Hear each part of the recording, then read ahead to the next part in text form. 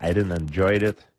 I make joke about it. I have a very good record as a MMA professional fighter, but if you go in my bully time, I have a losing record. I got beat up pretty bad many the record times. Would still be on the wrong side. Yes, it was on the wrong side, exactly. But it's normal. I was young and I was going up against guys that are older than me, and they were ganging up on me, and it's all right, you know. Like, but as a matter of fact, a funny story about this is the other day, like a few months ago, I was in the street and I saw one of the guy that used to bully me. I was about to ask, have you ever I did saw him, and he was begging in the street. Like, and I saw him. What do you mean begging? He was begging in the street, I swear. Like homeless? Yes. Like I don't know if he was homeless, but he was asking for money. Oh my God. And then when he saw me, he recognized me, and I know he saw me on TV and everything. And I told him, I don't want to mention his name for him, but I said, what are you doing here?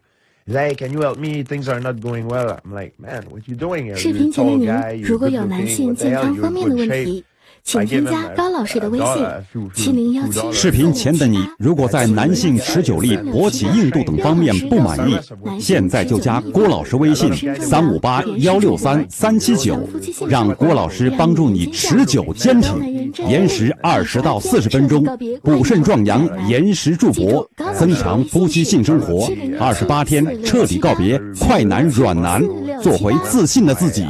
记住微信358-163-379。 My dad says George doesn't live there anymore, you know.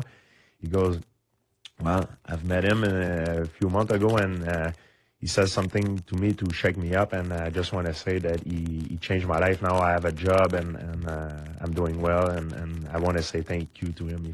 When you say thanks, tell him I say thank you. And it. Well, we were all hoping the story ended with you punching him in the face. No. Kicking him while he was down.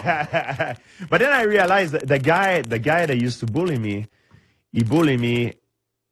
Not that that's bad, but he bullied me because he probably been bullied by his dad growing up. Like he only been raised with this single dad. His dad was an alcoholic, beating him up. So his way of conversation was to beating up people. So he was doing to me what his dad was doing to him. And so it made me realize in life sometimes you see people, you think they're a bad person. It's not they're a bad person. It's their natural environment make them act in a certain way, you know. There's not because of a bad person. So it made me think a lot about people are victim of bullied, and that I do a lot of conferences in school. Because I believe people are bullied because of the image that they projected.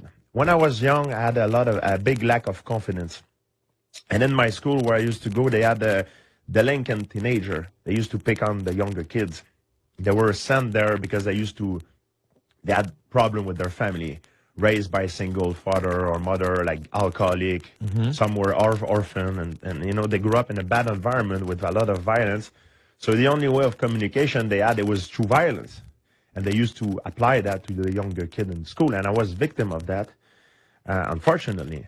So the thing is, when I go to the conference, the people why you get bullied sometimes is because the image you project. If you look down, raise your shoulder, and look like a weakling, and like in nature, the lion will always go for the animal who's weak, who's injured. And same thing in society. The people will bully the easy target.